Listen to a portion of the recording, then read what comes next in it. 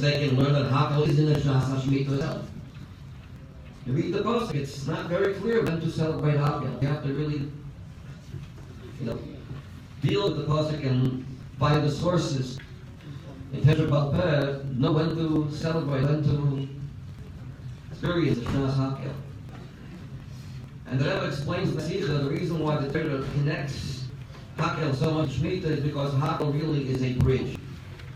It takes the experience of Shemitah, which is the seventh, just like we're in the Dor HaShvi. The seventh year is very unique. It's a year where we strengthen our connections to the Eibishter by taking a sabbatical. Work in the field, that's the person. There's the belief that everything, the whole rules of nature are disrupted. The Eibishter said, you think that it's going to be hard to find produce in the 6th year that will suffice? Just the opposite. You see, you're going to have plenty for the 6th year, the 7th year, and for the 8th year. Which is totally opposite of the rules of nature. And that everything is happy, nothing belongs to you. What do you think that after, we celebrated, after we believe that the Eibishter is the one who runs the world, well, that's obvious, but now that Hashem has given us what He's given us belongs to us. Says Shemitah that nothing is yours. It reminds me of the story of Shmuel. Shmuel tells the story. It's a story that you wouldn't be able to tell unless he himself would let you. He publicized the story at Farbrengen not long ago. He once told the Rebbe that he has 3 problems with his kids. He has an anger management problem. He lets it out on his kids. And he wants to know how to stop this problem of hitting his kids. The Rebbe asked him, do you also hit your friends' kids? Or just, is it just with your kids? So he said, well, of course not. I wouldn't do that to anyone else's kids. Why? Asked the Rebbe. And he answered, because they're not mine. Then the Rebbe said to him, and deine Kinder, and your children are your children. So because of it, deposit from on high. Hashem gave you the job to take care of kids. They're not yours. They're yours to take care of. And the same goes true with fruits, payers in the field. Shemitah reminds us everything belongs to Hashem. The fact we're able to take use of it is, make a bracha, we're able to take use of it is because we become an extension of God. And He allows us to eat. But it's still His. Everything is His. We have a reminder every 7 years. Then comes HaKhel. HaKhel is the bridge. In order to be able to live with the teaching and lessons of Shemitah the whole next 7 years until the next Shemitah, we need what we call a Malav Malka. I'm not going to say these words, but Al Berach, when you make a Malav Malka on my Torah Shabbos, to carry the spirit of Shabbos throughout the rest of the week. HaKhel is the bridge that carries the Shabbos, the Shemitah year, into all the other years. How do we have that curve? The Melech gets up on a bima shleitz and reads various different parshias. And what are the parts of the Torah that reads? Shema Yisrael, reminding us the Eibishter is Balabos. And I have to get involved with Ruchnius more than our Gashmius. It's a reminder of what's the real reality of life. And then we have the parshas of Aser to Aser, about giving Meiser. Do not think what you have is really yours. And there's also the other parsha that we read, which connects to the idea that the Eibishter is a Balabos Teva. So HaKhel is that which allows the Shemitah to go on to the next 7 years. Until the next Shemitah. This generation is their HaShvi. The end of their HaShvi, very end. And it gets very tough at the end. What's the whole purpose of HaKhel? A bridge. That we should carry the torch and remind people of Matan Torah, remind people who never witnessed the Torah being given The words Zoyce the sea, Matan Torah. Give them the inspiration. You did see it. Pass the message along to your children. Show them how inspired you are. And that will give them the strength. We find ourselves at the end of the Rashi, very close. We're at the bridge, the threshold, Adot, Mamish, Kuchiach, and this is where it's very, very precarious and scary. Bridges are scary. You know, it's like the same goes, the last generation, and the last moment of the last generation of Golos, the first generation of Geula. Golos, Geula, Golos, Geula. We see, on the one hand, we see with our eyes, without having to work very hard. Things don't make us so happy. And we also see incredible things that are going on day in and day out. The links that are going on right now are, you can't catch up to them. Stories. A book can be written every day about the stories we hear. Incredible illusion.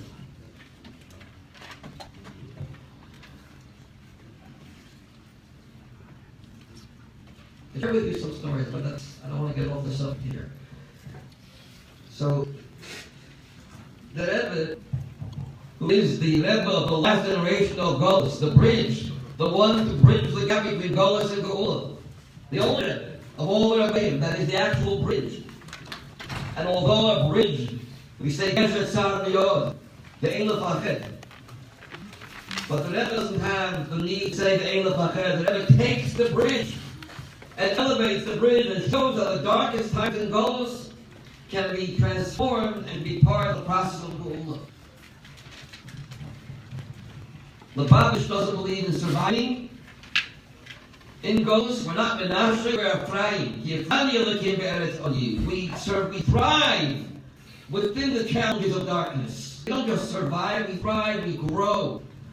When we see trials and tribulations.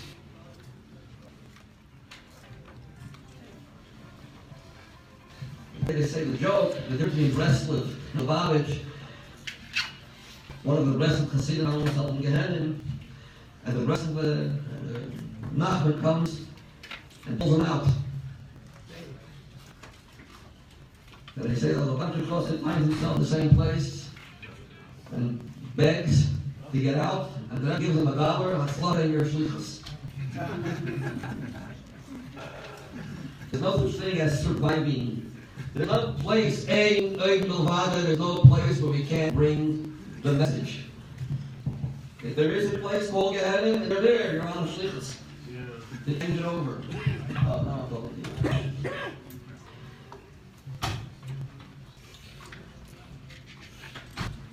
I want to just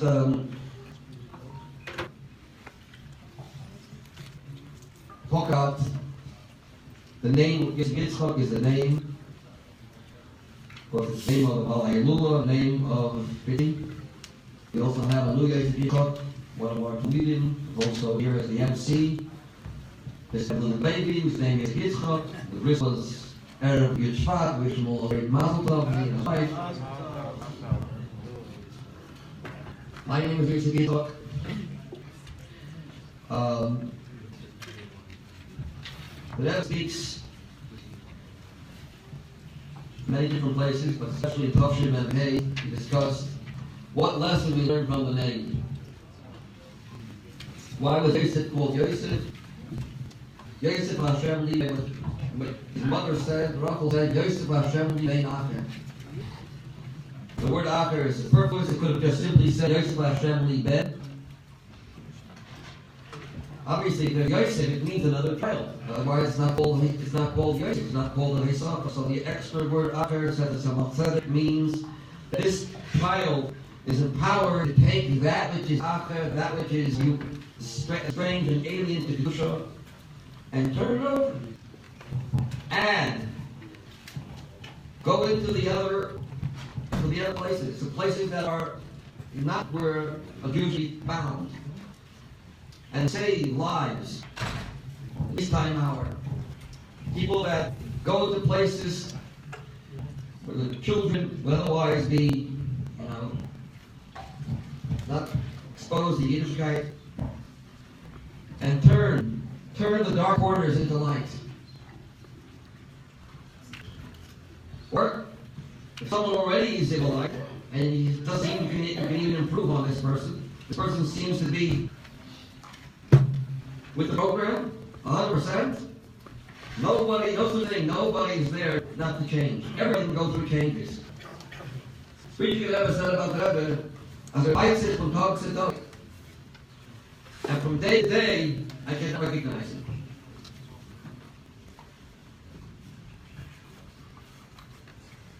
The latest motto was, there's no such thing as being too high and putter from the avoid of Yosef Hashem Ben Acher. You could change, and not just change, gradual change, a drastic change, to such an extent that we can't even recognize you today from yesterday. Lamal Yusuf. And likewise, a person who seems to be a governor, seems to be that there's no hope for this person.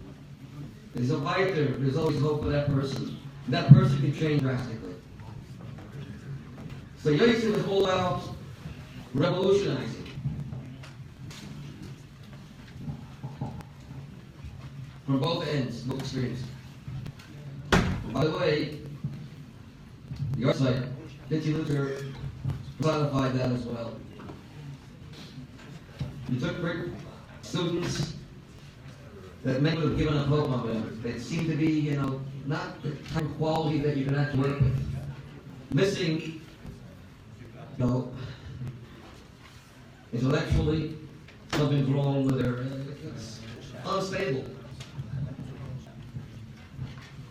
And by the end of the year, you couldn't recognize the person. Totally normal, normalize them. It was very much into normalizing bodily tshuva.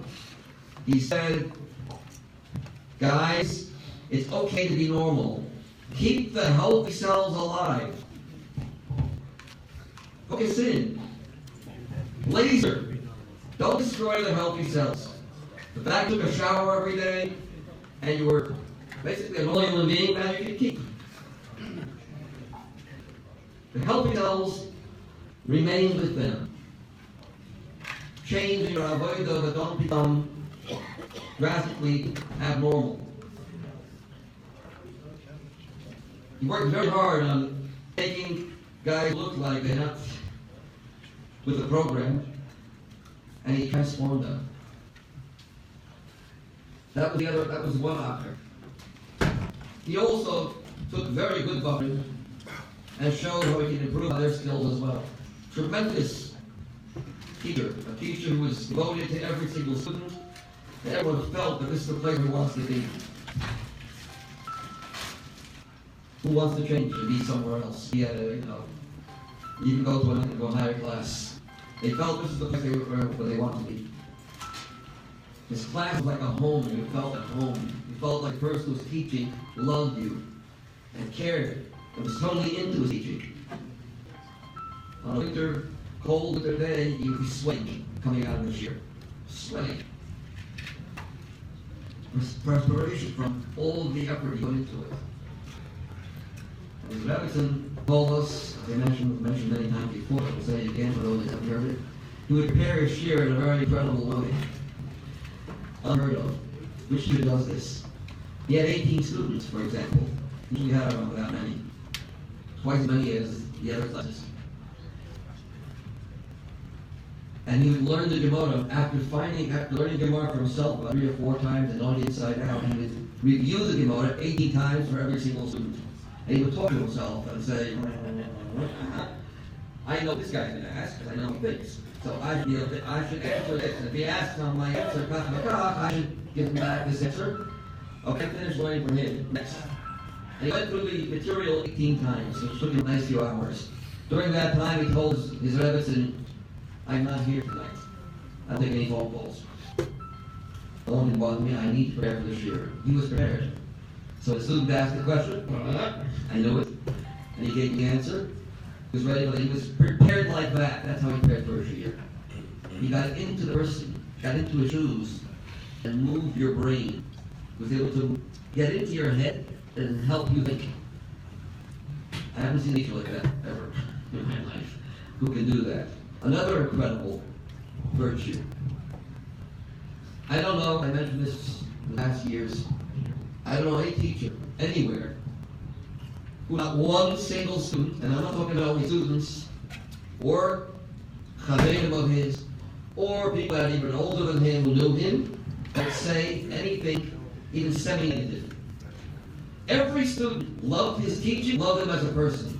Every friend, every classmates he had said, "Oh, really, mashallah." Even a person who's extremely negative, to the extent that his name, the initials of his name is Lamed Aleph, Lloyd, and every person I happen to bring up, that guy, he's that guy, you want to hear what I have to say about him?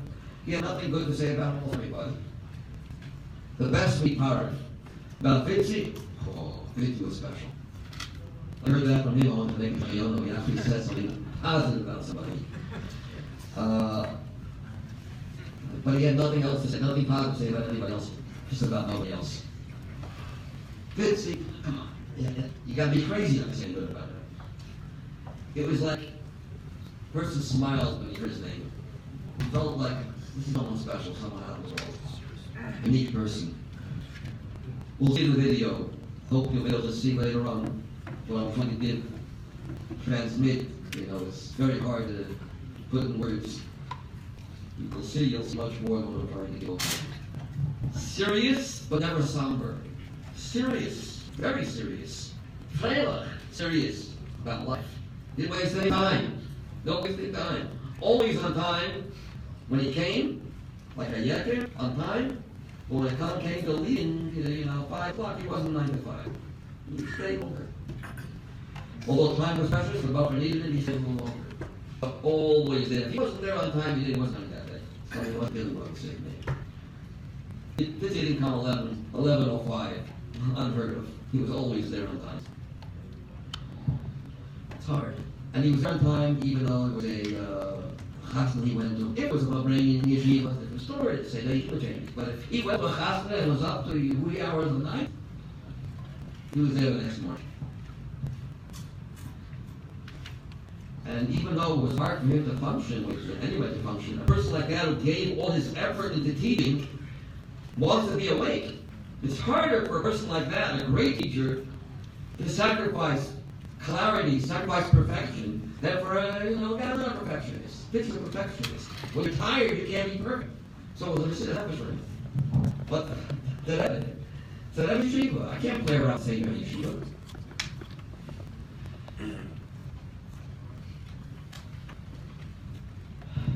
Let me conclude this story. Rabbi Groner's story I heard. Oh, good. Started with Rabbi Groner, and I'll conclude the story I heard Rabbi Groner just recently. There was a guy whose name was HaKhel, a professor of chemistry in Farbrengen University. He was invited by big professors in HaKhel to join them and share his new inventions. But they warned him, nobody is to know about this. This is during the 60s, under those times, it's quite dangerous. No one should know about this, not even your wife. I'm not sure he said his wife, okay, but no one else. Be very careful about this. Okay? Agreed. The next morning, call from 770. Rabbi HaKhel calls. The Rebbe would like to speak to you. You're invited 770 tomorrow morning. Rebbe, about what you're doing, you knew you heard about it. Never had anything to do with it. Does it go on for me? I'm sorry, I'm very busy, he tells Rabbi HaKhel, but he's speaking to the wrong person. Rabbi HaKhel says, when the Rebbe tells you he wants to speak to you, you say yes. Or you say nothing, you just come. There's nothing thing as saying no to the Rebbe. Believe me, it's important that you come. Okay? Those words grabbed him and came. He was very warmly accepted by the Rebbe. It was very warm to him. The Rebbe tells him after, how are you, how's everything? I heard you're taking a trip to Moscow. I got him trained on the spot. How do you know? Well, I would like to ask you for a favor. I have Shmisha and Dusha, a lazy fill-in, starting to bring to Moscow. says to the Rebbe, "You want me to be in prison for life?" But he tells him, "Nothing will happen to you. I promise you. And if you do my shlichus, you do me this favor, I will return the favor."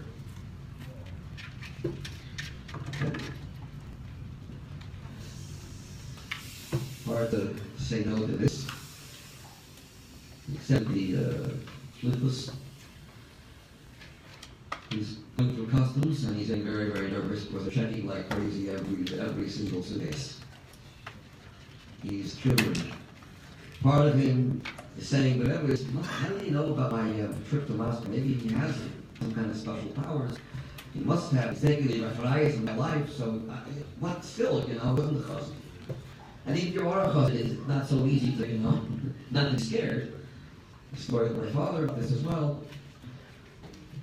I don't know if you want to hear it. Let me finish this story.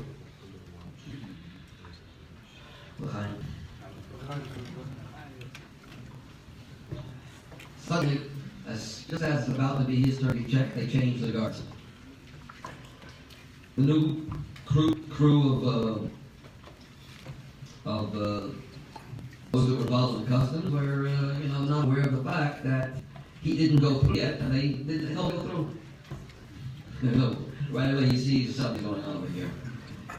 But then goes to the next stage, the next security stand, and then they do check him.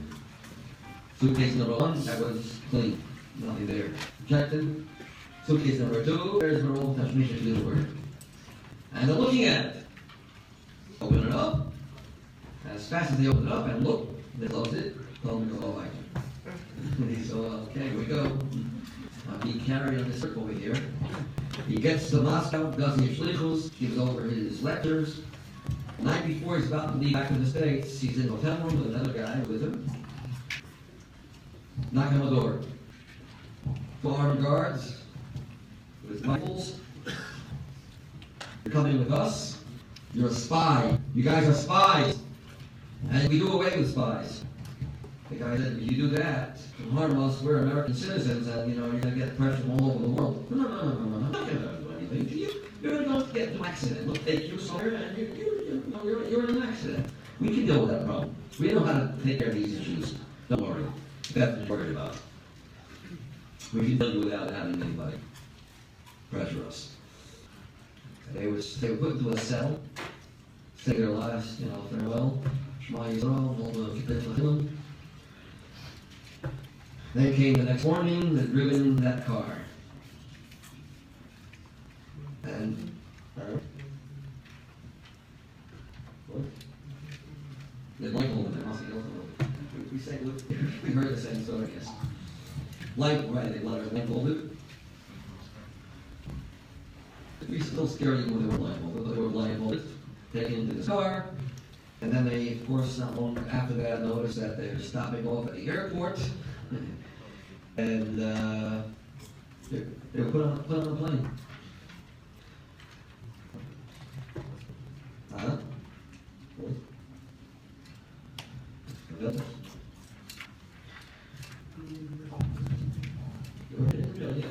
Few days and they were given the trip on a plane back to the States. When they arrived back, they couldn't understand what happened. They found out that there was a call made from 770 Eastern Parkway to the American State Department that consulted the American ambassador over there in Moscow, and to find out, to investigate about 2 Americans that have been charged for no reason as spies. And they're just there for innocent reasons, just to give lectures to their students. And make long story short, of course, they found that this was true, that they were not spies, and they were released.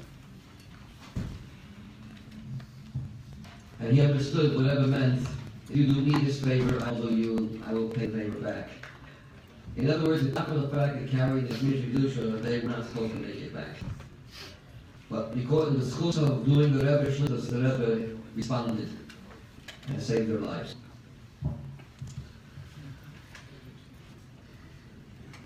This is one of many, many stories of Chassidim And the Rebbe Chassid, the discussions of the Rebbe Chassid go on and on and on. The Emunah of the Chassid is what makes it happen. Trusting, going against your desires. The Rebbe hates Farbrengen. Last night, Farbrengen, in 770, spoke, and he mentioned my father, the story of my father, who the father was given medicine from the Rebbe to smuggle through German border to bring to the Rebbe. That was kind of scary thing to do. In fact, the Rebbe even told my father, you realize that this is a dangerous mission, are you willing to go? Now, the Rebbe was saying the dangerous mission, it makes you even more scared, and my father said, of course. You have to stress that my father was not necessarily, in the Bible circles for that long. In fact, he was in public school before his yeshivas then. He was transferred from there to the Ton of Adas many years, and only came about it, a few years before the event. I've been going as a shliach to Advas, to start yeshiva there, right before the war broke out. On his way, he stopped over with friends, and he met the Rebbe. The shlichus. He was caught by the border. They asked him to open up his suitcase, after himself, in German. He opened up. Was ist das? And my father said, das ist gar nicht. Das ist gar nicht. Yeah, das ist gar nicht. Told him in German, they closed his suitcase and get lost. Go on later. I don't know how many had the schools to be a shliach from one Rebbe to the next Rebbe. A shliach that one Rebbe sent to another Rebbe. My father had that source, and his mullah shutta without any questioning, accepting the shlichus and knowing that this is the Rebbe's rotzin, and if the Rebbe's rotzin, it's the English's rotzin. Anyways, the time should be zoiche tonight. Have the fullest galus of Malkeinu, Shechenu, and all those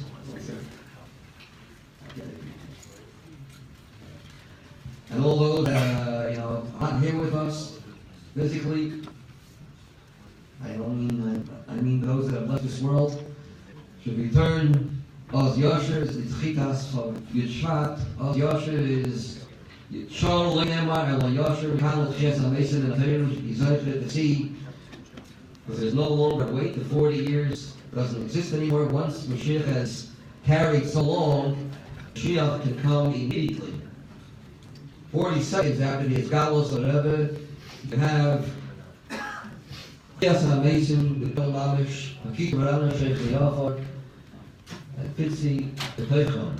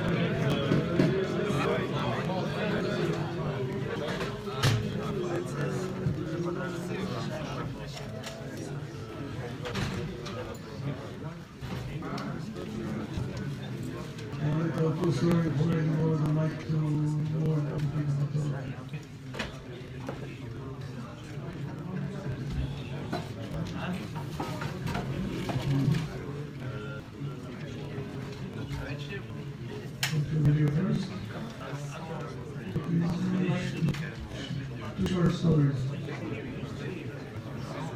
We spoke about the correlation between the Rebbe and the Rebbe together. To show what kind of snap that he has with Rebbe. I just heard a story recently. You want a story you have to talk about? You're opening the floor for stories.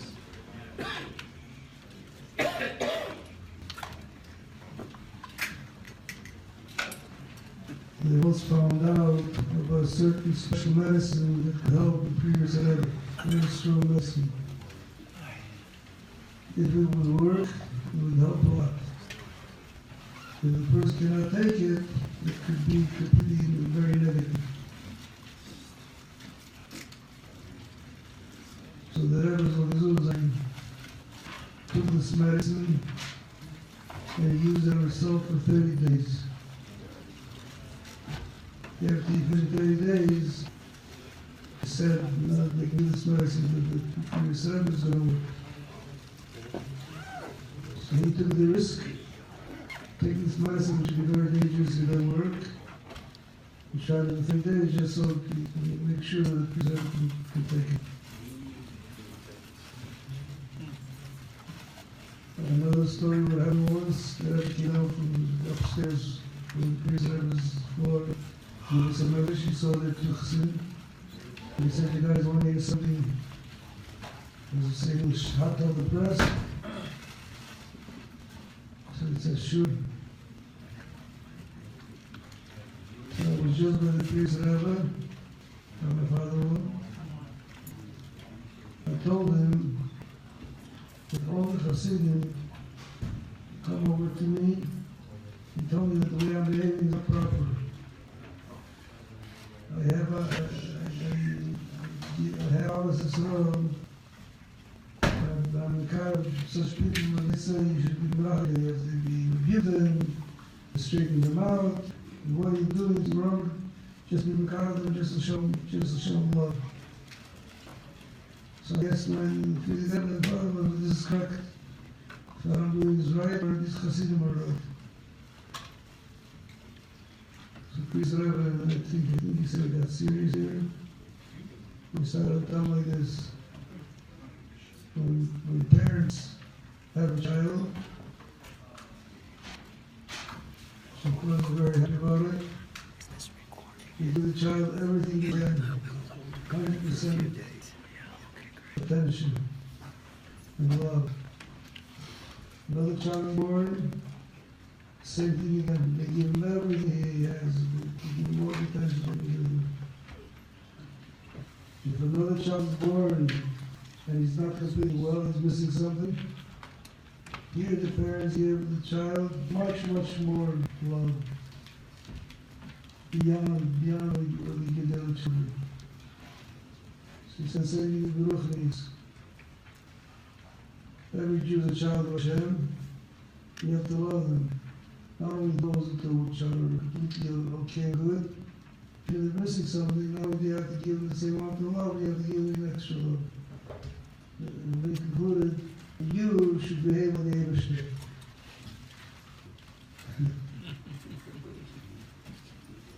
And I'm sure that everybody here feels and knows that everybody loves them. I'm going to try to pay him back a little bit for this love. So now again, I should again the point, to straighten this is another point. Where the Chassid knows the truth, that wherever he goes, there's always with him. And therefore, whatever makes his path for him, make sure that he should be able to shortcut good. So all we have to do is just go along with it and receive all the blessings. Everybody should be blessed here with everything they need, actions and movements. God bless their health, shidduchim, children, everything. Take HaKhel in a very broad manner. And this is what to do, this is to receive brachas of the Rebbe, which he always gives, and we have to do the kakedi to receive it.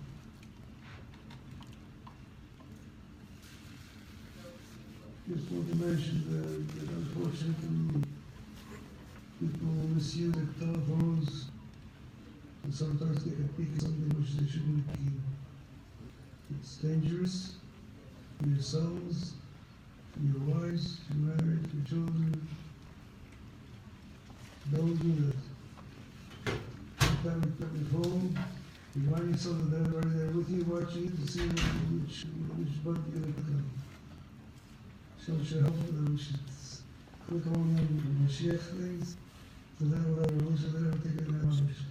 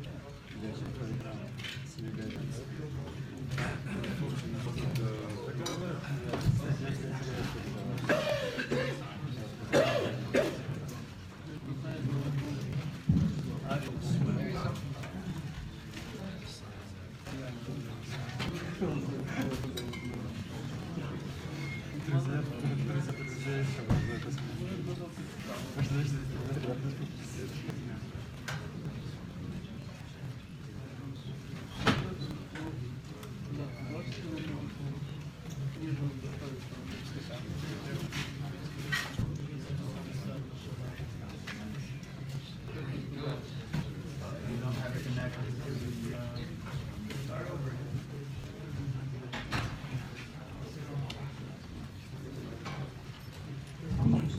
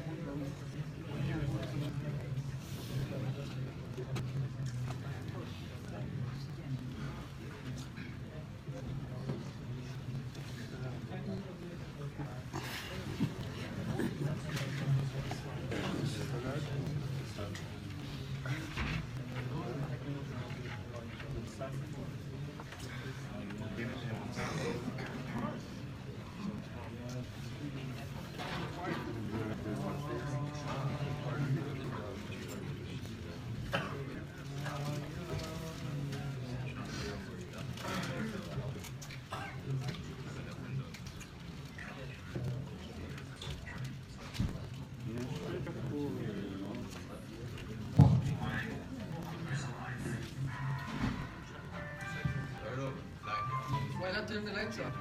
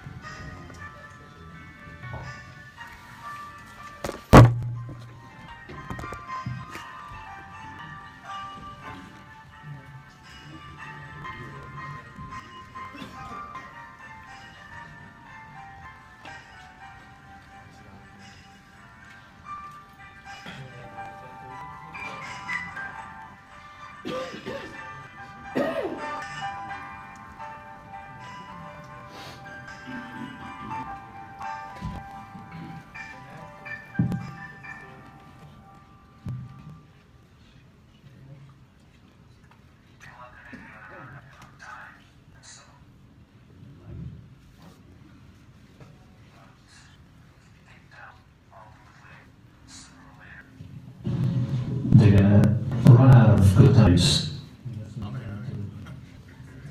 Other forms of entertainment, whether that be drugs and so on, you know what the fuck is out there. A person has a good set of values. He has purpose in life. There's a future. Family, ultimately, and so on. Of course, the purpose is not to stay in the school or college, as you call it. To take what you can from here and to go out there and to live a life like a decent human being. Of course, the best decent human being is a good Jew.